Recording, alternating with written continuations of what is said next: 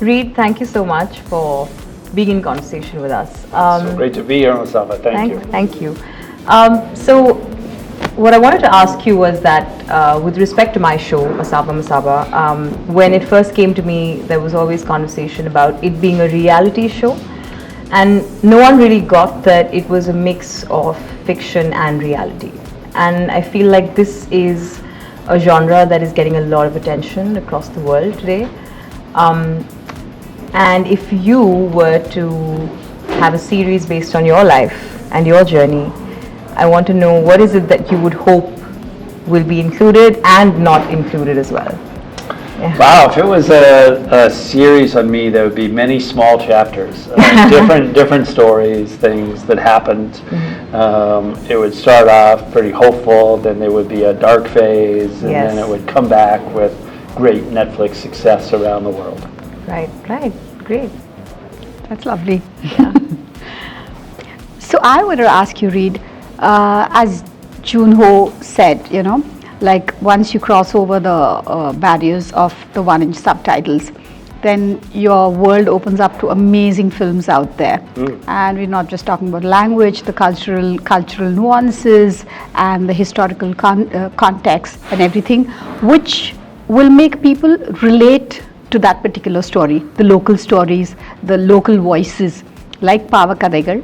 How was the reaction to Pava Kadaigal from various communities, different cultures? Because it's a very culture-specific thing, Even in the state across from my state, the particular things that we have shown, like the honor killing, doesn't happen. When there was only theatrical exhibition, then small films don't get shown. Right. So nobody sees them. But with streaming, small films that are very specific can get a great audience.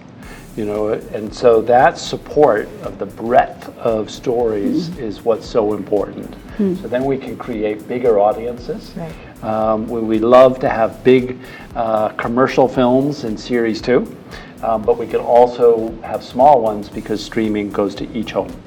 So the cultural difference really is shattered. And that's the great thing about the internet, is that we're able to break through some of those barriers and to share content that we were never able to share before. Fantastic. Yeah.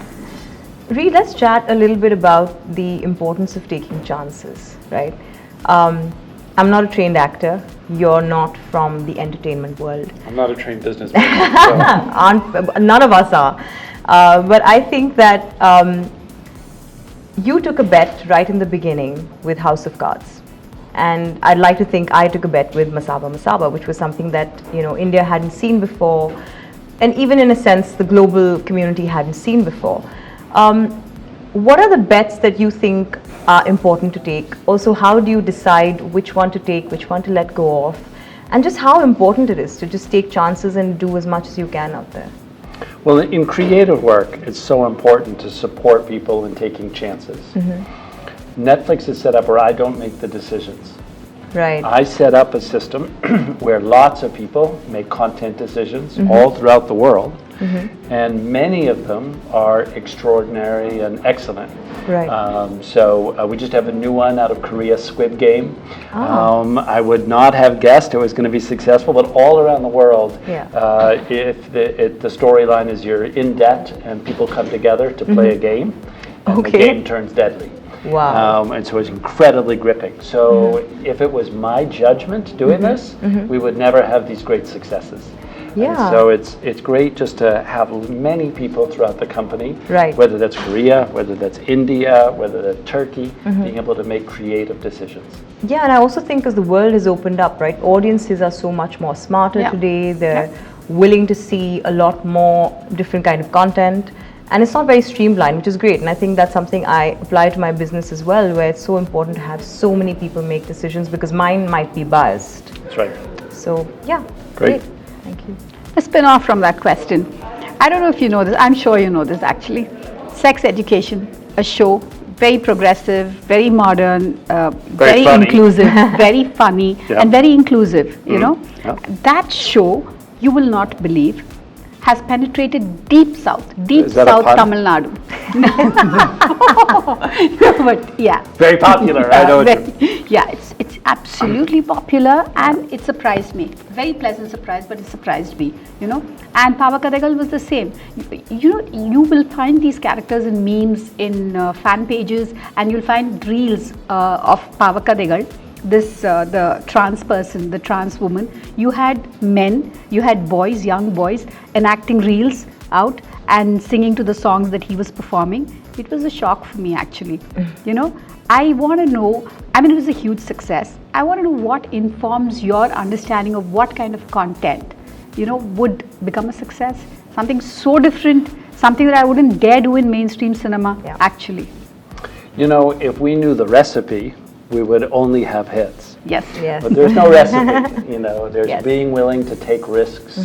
And in Sex Education, you know, these are teenagers, and one of the teenagers' mom is a sex therapist. Yes. So he does not know anything about sex, which many of us can relate to at that Yes, age. absolutely. And yet he looks like he knows everything. Yeah. And so it's a great setup. You get that tension and that kind of dramatic irony. And so we've been so happy with that. And season 3 recently launched. And again, it's super funny. So that's the kind of thing that, you know, we'll be surprised by. And then, you know, of course, there's other things that we try and it was a good effort, but it doesn't work. And that's okay, we move on. Yeah, but it's fantastic. Yeah. It's fantastic to see success like that. I mean, I was shocked because, trust me, because I come from the state which is not so open that way. And then this is huge.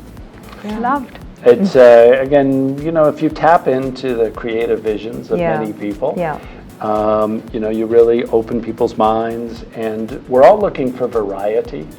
And you know, if you have a great series, you don't want to see something just exactly like that. You want to see something different. And that's what the breadth on Netflix. It's a great is. show.